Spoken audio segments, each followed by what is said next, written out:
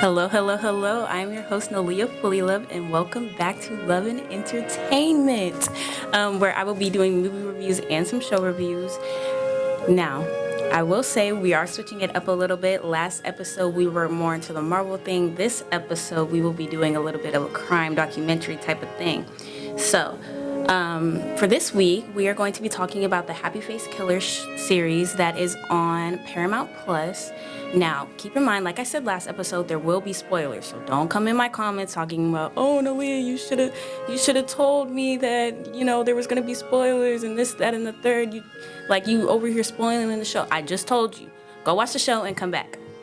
Now that we got that out of the way, it was a true story. Well, it is a true story, but the show is dramatized and it's inspired by what actually happened. Basically, also there is a lot of speculation around Melissa Moore and things like that.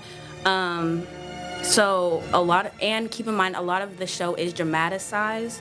So we're going to be talking about the show itself and not really about like the real story. I will dive into the real story just a little bit, just so you can have some background information. But just know we're going to be talking about the show itself. Okay, so this is, like I said, it's inspired by a true life story where Happy Face tells the story of Melissa Reed, who is the daughter of the Happy Face Killer. And after decades of no contact, Keith decides to randomly says that because originally he said that he only killed 8 women, but he's saying that he killed a 9th person. So really, Melissa must find out if it's true or not, because the person who was put on for that murder, they were put on death row. And him being put on death row is a really big problem, because since he's not the actual person, since it's said to be the, Happy Face Killer, you would think, we kind of have to get him out of death row, because we can't leave him there.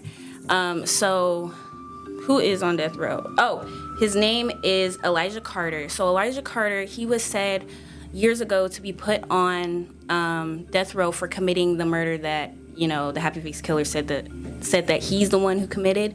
So they had 3 months to try and figure out what happened with the actual murder, how they're going to figure that out, and all those other things. So before we get into, the actual show and my opinions on it, I have to tell you a little bit about the true story of what actually happened.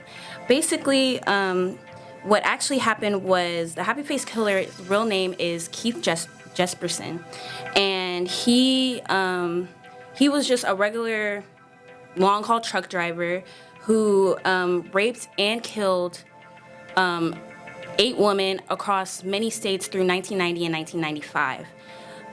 Eventually, it was a local woman who ended up catching him and finding out, hey, you need to catch this person. He's the one who killed all this woman. He also tried to kill me and all this other stuff. And that's when he finally got caught in 1995. She was the one who falsely confessed for, in real life, she's the one who falsely confessed. It wasn't Elijah Carter. She was the one who falsely confessed to murdering the 9th person, because she said that she was trying to get away from her abusive boyfriend. And so her and the boyfriend both ended up getting put into, they both ended up wrongly being convicted in prison for it. And so Keith ended up being very upset that he was, that somebody else was taking his murders, and he kind of went on like a confession campaign and went to go tell them hey, I'm the person who did this. I don't like that they're, telling my business. I don't like that they're putting or confessing to something that I did. Also, the reason he is called the Happy Face Killer, sorry, I feel like I'm jumping, but the reason he's called the Happy Face Killer is because when he was still going on his killing spree, he sent notes out to the media and left a smiley face on the notes, right? So he ended up scrawling a note in a Montana bus station bathroom detailing the murder and signing it with a smiley face, and that's how they figured out that he was actually the one who ended up killing the last person. He also sent numerous anonymous letters to news outlets, including a 6-page letter to the Oregonian, which I guess is a newspaper in Oregon, where he describes his murder and, again, signs it with a smiley face. And so that's what that's about. Now, in the show, like I said, a lot of the things were dramatized. So, like, the daughter didn't end up selling the paintings on eBay, and the daughter also hasn't spoken to, she hasn't spoken to Keith, like, ever in life. I know that you can find, because also another thing, everybody was really upset about the fact that Melissa everybody was really upset about the fact that she made, like, a dramatized version and, like, made, like, a drama show, and she was, like, piggybacking and using the money for, like, her dad or whatever. Like, she was making a profit off of her dad being in prison, but quite honestly, if it were me, I really would have done the same thing, because it's like, not only she's already wrote in a podcast and has done billions of interviews about what it was like being the kid of a serial killer, and she's done a whole bunch of other things about it. So I feel like since she's already told her story, also the other thing is that she helped produce this show. So, like, I feel like she has the right to, like, make a profit off of it. You know what I mean? Especially because people they like drama and they like those type of things. So I think it was smart for her to profit off of something like that. You know what I mean? So now we get back into the actual show. Now, there was a couple things that annoyed me. One that really got on my nerves was how they treated Melissa Reed in the show. But I didn't really like how they treated her, because they kind of treated her like she was, like, because her father was a killer, she had no right to have an opinion on anything. Like, they forced her to do they forced her to go on the Dr. Greg show and, tell the whole world her story, when she was like, no, I don't want to tell the whole world her story. But they forced her anyways, and then it came with, like, a lot of problems. And then also when she was trying to tell people, like, her story, everybody made it, like, such a big deal. Or they basically downplayed her feelings a lot, to where they were saying, well, like, since your father is a killer, you must be, you must have these type of qualities too, or it's not about you, it's about they weren't letting her, they were downplaying what it was like. Now, Melissa did say, in interviews and on the show, she did say that, like, her childhood was completely normal. Like, even though her father was a killer, he was still a really good father to her. Like, he never abused her, he never, done anything like that to her. It was really just like she had, like, she said that she had a very normal American, suburban life, until, he got convicted of the murder. You know what I mean? So it's, like, things like that. And it's, like, especially, oh my gosh, I'm blanking on her name, but the other news lady, sorry, she was also pushing her a lot, and she was like, you need to get over it. Like, it's not about you, it's about, the victims. And I was kind of like, well, it is kind of about her too. Like, y'all are making it seem like it's all her fault just because her dad was this, that, and the third. Another thing who got on my nerves was Melissa's husband, because I feel like he didn't really understand, because she kept telling him, like, I don't care about him, but, like, there's a man on death row for something my father did. You know what I mean? And so, like, she was like, well, like, I'm trying to solve this. Like, I'm not gonna let something my father did. You know what I mean? Like, it was a whole thing. Another thing, the daughter. Oh my gosh, please don't get me started on that daughter. That daughter got on my nerves, because why was she, first of all, she was over here selling her paintings, all this other stuff, trying to have a relationship with him. And she was like, and then when they got into the argument at the end, she was like, you don't know him. And Melissa was like, I quite literally know him. He's my father. Like, he's not the good person that he's trying to make you out to be. He was, he was not a good person. I don't know why you're trying to, do all this extra stuff. You know what I mean? So, like, I feel like Melissa's feelings were really downplayed the whole show.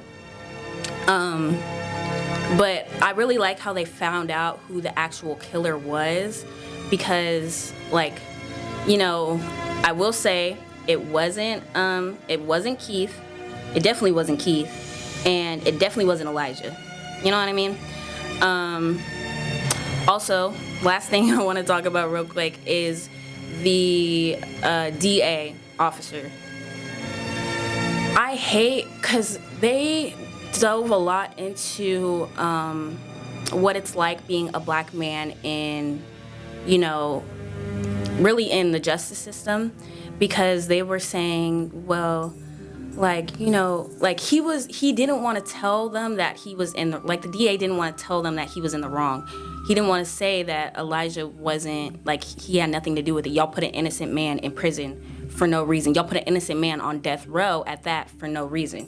You know what I mean? And so, like, I like how they dove into, like, even though it was subtly and I know it wasn't real, they did a really good job of diving into, like, little things like that. Because when I tell you, I was so mad when he went on air and said that that Elijah was working with Keith. Like, what are you talking about? Anyways, but I like how the whole series really, like, you know, they really did the crime thing really well. And I know that a lot of people are, like, hating on it and all these other things because of how dramatized it was. But again, it is a drama TV show, so, like, you know what I mean? Like, don't watch the drama TV show, because she already has podcasts out. There's already a bunch of videos on the murder. So, like, if you didn't want to hear the dramatized version, don't watch the drama TV show. Anyways, but I will say it. But like I said, it was, like, a really good show, and, you know, they did some really good jobs in diving into things like that. I'm really glad that Elijah got set free.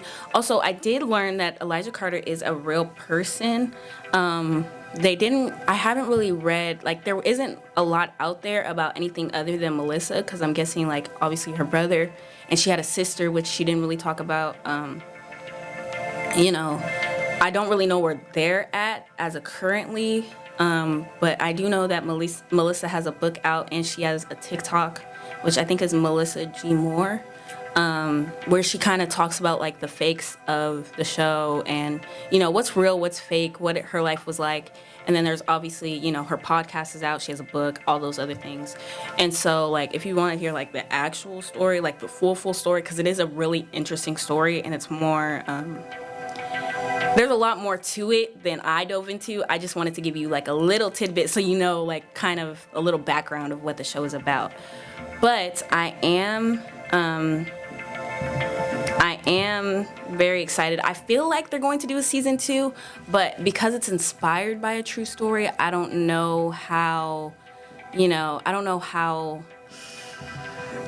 plausible it is. It didn't say it was a limited series, but it was because it did end on a cliffhanger. If you watch the show, it did end on a cliffhanger, because obviously Melissa's husband, the dummy over here, he had the idea to freaking go over there and try and kill her dad. Like, what are you doing? Sorry. But I thought it was really, like, really everybody just needed to, I feel like everybody just needed to, you know, look at it from Melissa's point of view. I feel like in the show, she really did all that she could. Like, she was really trying to make it work. Like, she really needed, she was really trying to make it work. Like, everybody was coming after her. Everybody was saying it was her fault. Like, it was messing with her brothers. It was messing with everybody's business. You know, obviously the victim came to him and all the things like that. So, that's all I have to talk about for today. But I will see you next time, and we will probably be doing a different movie. So stay tuned for that. Anyways, have a good one. Bye, guys.